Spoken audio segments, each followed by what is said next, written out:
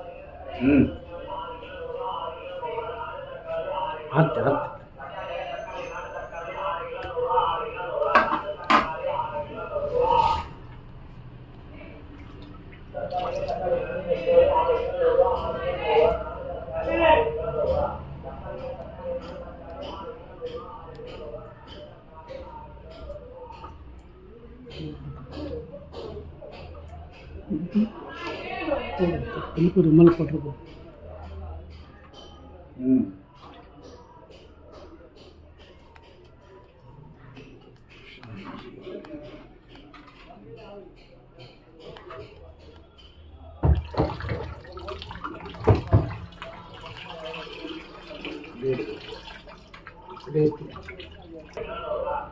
இன்னைக்கு இதை மேடை கட்டத்துக்கு வர சொன்னேன், 7:30 மணிக்கு வந்தான்.